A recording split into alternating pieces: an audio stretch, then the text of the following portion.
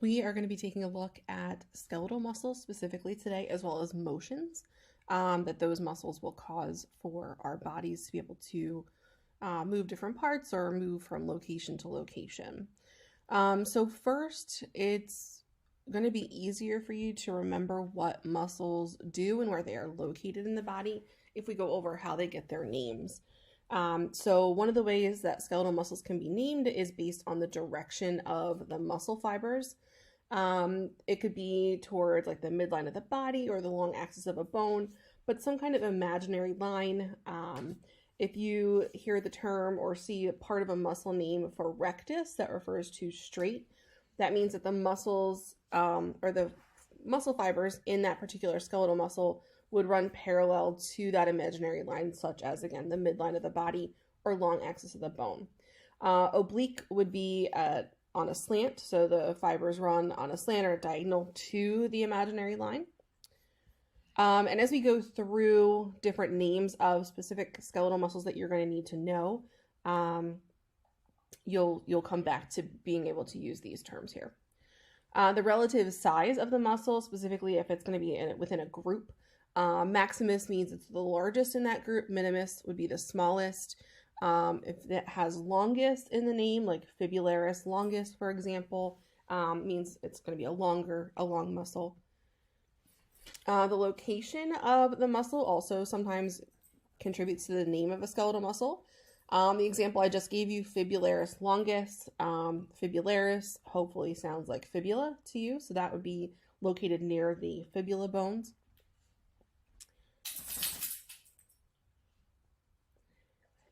Sometimes the number of origins contributes to the name of the skeletal muscle.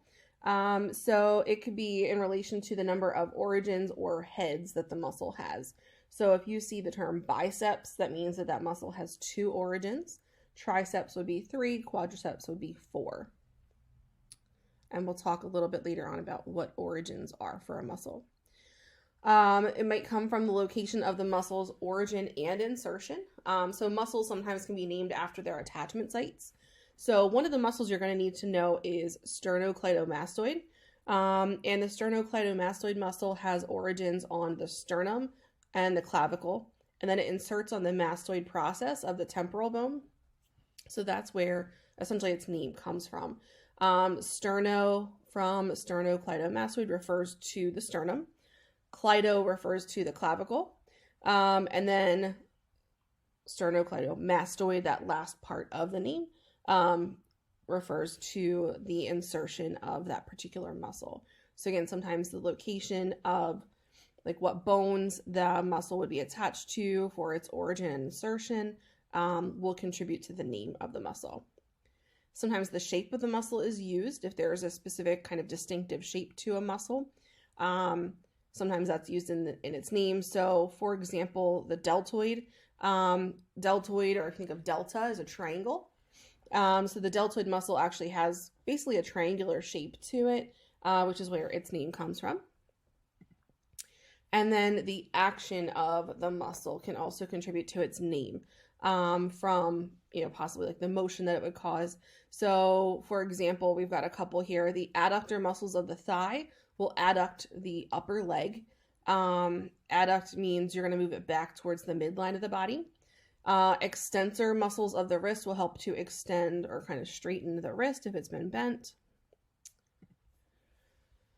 The muscles are going to, so that we've talked about muscle structure. So if we look at the way that the fascicles are put together, that is going to kind of help us to see essentially like the overall structure of the muscle. So if the fascicles are arranged, they could be in a circular motion, so that means that they're arranged in concentric rings. Convergent, the fascicles will converge or kind of angle themselves toward a single tendon. The arrangement could be parallel, so the fascicles would run parallel to the long axis of that particular muscle. A modification of the parallel arrangement is something called fusiform, where the fibers are still parallel essentially, but the muscle overall is kind of spindle shaped, so it's wider in the middle and narrow towards each end. And then we can have pennate. So that's going to involve short fascicles that attach on an angle toward a central tendon. Unipennate is going to be when they are going to only insert or attach to one side of the tendon. Bipennate can be when they insert onto opposite sides, so two sides. And then multi is obviously going to be several different sides of the tendon. So if we take a look at how these fascicles would be arranged, for circular, you can see it's going to be concentric rings. We would have that type of muscle around our mouth, our eyes. Convergent, you can see that they go towards, you can see those fibers going towards this tendon here of the pectoralis major muscle. Parallel, you can see the fibers running parallel to the length of that muscle. Unipennate is all of them are converging into this one side of that tendon there. The white that you're going to see is representing tendons. Multipennate is going to be coming in from multiple sides towards a tendon. Bipennate we'll jump down here to get that into. So you can see again the angles there. It's going in towards from opposite sides towards that tendon that runs through that muscle here. In the rectus femoris, it's going to be one of the muscles we need to know. And then fusiform, you can see how, again, they're parallel, but it's got that modification where it's more narrow at the ends and wider in the center of the muscle. Looking at skeletal muscles, there's going to be what we call 5 golden rules for how those muscles can actually work or how they act. The first one is that other than a few exceptions, all skeletal muscles will cross at least one joint. Usually, most of the bulk of the skeletal muscle will lie proximal to the joint crossed, so closer to the shoulders or the hips. Number 3, there's at least 2 attachments for all skeletal muscles. One is the origin and the other is in the insertion, and that's what we referenced earlier on. So the origin is the point where the muscle is attached to the less movable bone, and the insertion would be attached to the more movable bone. So less movable versus more movable, that's the only difference really between an origin and an insertion. Skeletal muscles also can only pull on bones. They can't push bones, so they're going to have to act in a pair because of that. And number 5 is during contractions, skeletal muscle, the insertion of the skeletal muscle moves towards the origin of the skeletal muscle. And again, if we go back to those definitions, the origin is the less movable bone and the insertion is the more movable bone. So it makes sense that the more movable bone or the more movable part of a skeletal muscle will move towards the less movable part. Next, we're going to look at some body movements that skeletal muscles will cause. First, we have flexion. Okay, and I've got examples for you of what they would look like. So flexion is movement in the sagittal plane. So we're going to be using a lot of those directional terms again here. And what's going to happen is it's going to decrease the angle of that joint. So if you were to bend your arm at your elbow and bring your palm up towards your shoulder, if you make a fist, bring your fist towards your shoulder, that angle for the joint, which would be your elbow in that case, is going to decrease because you're, bringing that your hand up towards or your fist up towards your shoulder. Another example would be bending the knee. Next, we have extension. It's going to be the opposite. So instead of decreasing the angle, it's going to increase the angle between 2 bones. So if our example before was bending the knee that we have on the slide, extension would be straightening the knee. Or if you had your hand up towards your shoulder, if you straightened your arm back out, that would be extension. It is possible for there to be hyperextension, and that is when the extension is beyond 180 degrees. You can hurt yourself and be injured because of that, so it's not something I recommend trying. Next, we have rotation. And another thing to point out is that all of these movements are in reference to anatomical position.